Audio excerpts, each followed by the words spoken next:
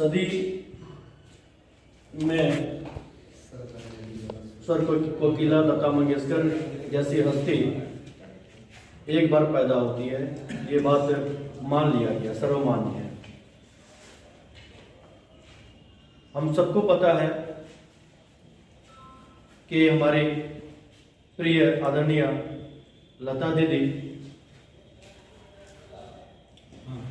जो 92 वर्ष में हाल में ही 28 सितंबर को वो प्रवेश की थी, और कोरोना का अगर उन पर अटैक नहीं हुआ रहता तो कुछ एक वर्ष और हमारे बीच रहती।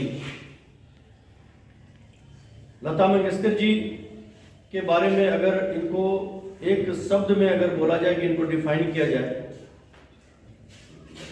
तो मेरे ख्याल से वो मेरे जैसे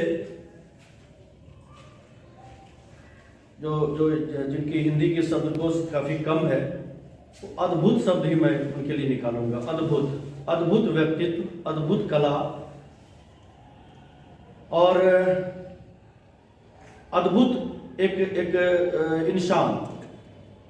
हम लोग सभी जानते हैं, जब से धरती बनी है तब से जानते हैं कि जब जो हमारी उम्र बढ़ती है, हमारा कौशल, हमारी योग्यता, हमारी क्षमता कम होती जाती है। लेकिन लता जी ने तो विज्ञान को भी यहाँ पर एक विज्ञान के सामने एक चुनौती खड़ा किया कि जो ये इनका उम्र बढ़ता गया, इनकी आवाज और भी उतनी सुरीली होती गई। हम लोग तो पढ़ा करते थे, पता नहीं कितनी इसमें सच्चाई है कि लता दीदी ने अपना गला दान कर दिया है वैज्ञानिकों को शोध के लिए, लेकिन कल ऐसा कुछ देखने को नहीं मिला। लेकिन ये बात कभी अतिशयोक्ति नहीं लगता था कि हाँ, वास्तव में अगर दुनिया में कोई गला, कोई सुर, कोई स्वर शोध करने लायक है तो वो लता दीदी का ही हो सकता है। पिछले कई वर्षों से ये जिसको बोलते हैं पार्श्व गायन से ये दूर हो गई थी, लेकिन हमें जानकर बड़ा आश्चर्य हुआ कि इसके बाद भी सुर की साधना में ये मरने से कुछ देर पहले तक ये उसमें मशगूल थी। इनके साथ पंडित जसराज जी की बेटी जो देर रात तक, 1:30 बजे रात तक इनके साथ थी, उन्होंने बताया कि रात में इन्होंने इशारा किया कि मुझे हेडफोन दो, और इन्होंने अपने पिताजी के गीत को, इनके पिताजी भी बहुत अच्छे संगीतज्ञ थे, मराठी रंगमंच के बहुत मजे हुए कलाकार थे, और मराठी गायन में ही उनको दक्षता, मराठी शास्त्रीय गायन में उनको दक्षता हासिल थी।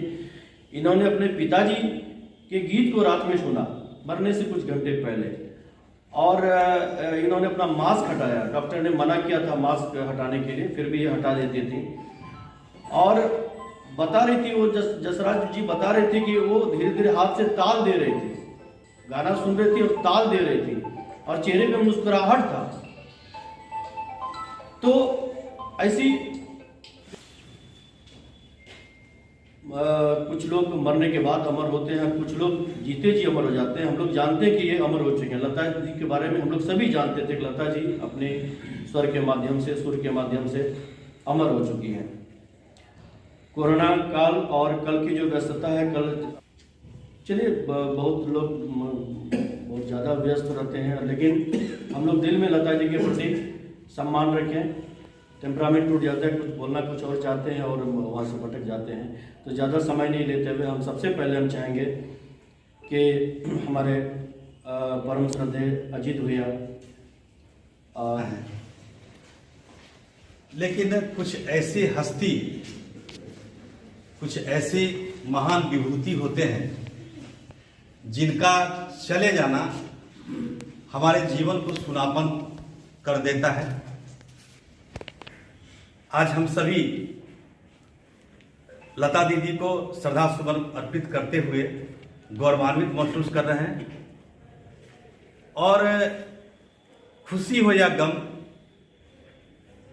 जीवन के हर पहलू, हर रंग को अपने गीतों में बयां करने वाली सुर साम्राज्ञी, स्वर कोकिला लता दीदी हम सबों से यह कहते हुए विदा हो गई कि हाँ, तुम हमें भुला न पाओगे, जब कभी सुनोगे गीत मेरे तुम संग संग गुनगुनाओगे।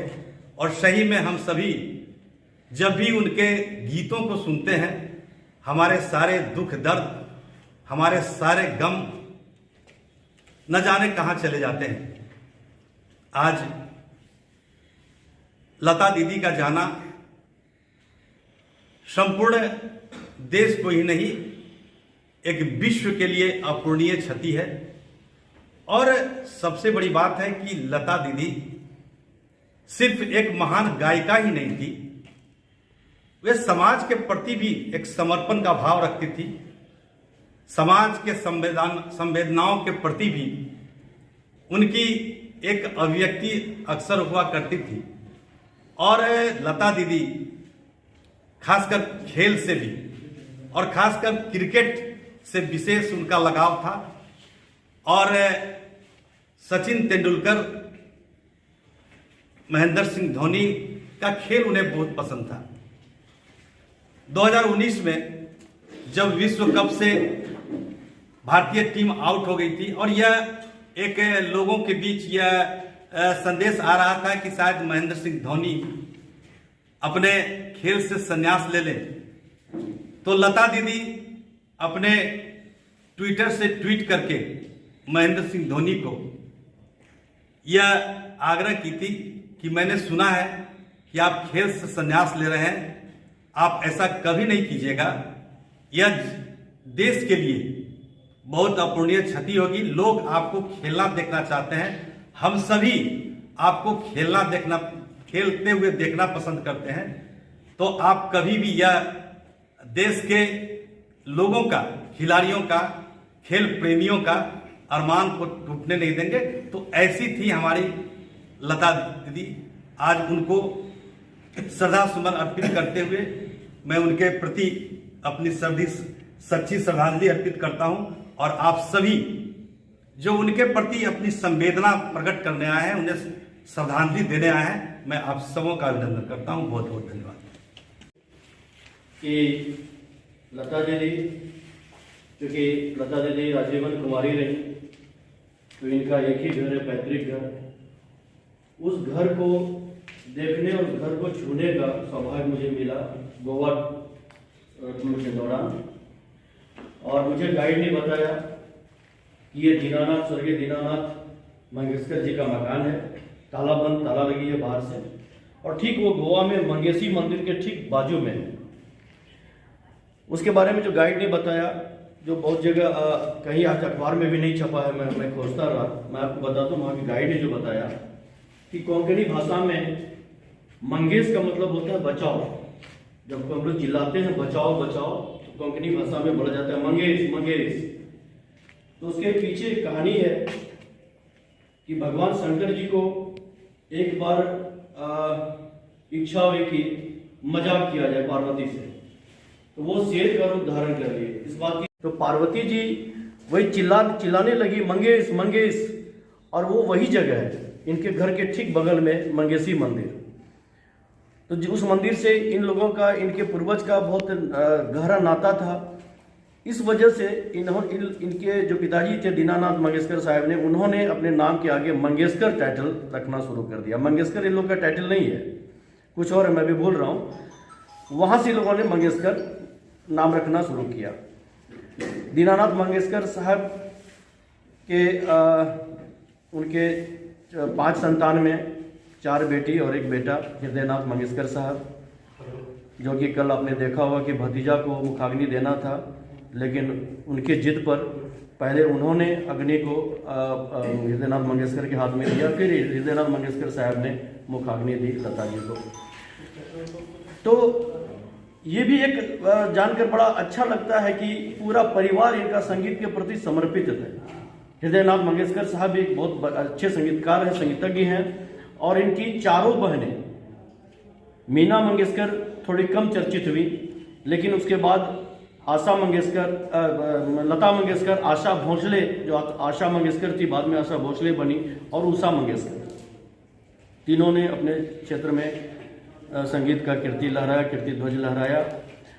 और अब श्री राजेश झा जी से हम चाहेंगे कि लता जी को शब्द श्रद्धांजलि देते हुए अपनी भावना हमारे बीच व्यक्त करें।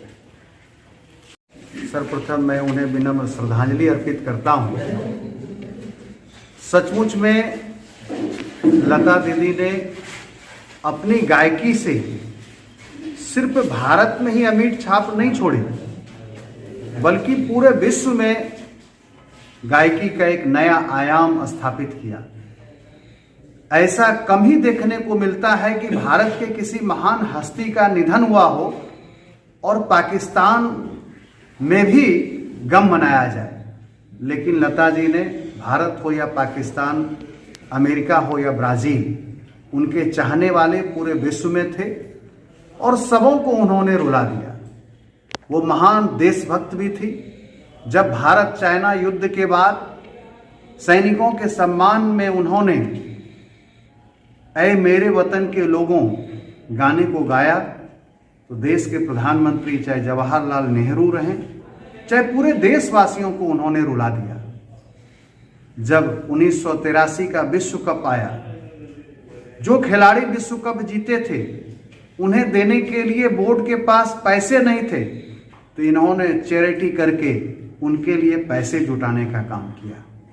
कई एक लोगों को आपने देखा होगा, संतोष आनंद जैसे गीतकार, उन्हें भी उन्होंने मदद की। ऐसे हजारों उदाहरण हैं। लता मंगेशकर भले आज नहीं हो, लेकिन अपने गीतों के माध्यम से हर हमेशा वो प्रत्येक भारतीयों के दिलों में बसे रहेंगे। उन्हें हर हमेशा लोग याद करते रहेंगे। मैं पुनः एक बार अपनी श्रद्धांजलि अर्पित करता हूँ। अखबार कहती है कि उन्होंने 7 दशक तक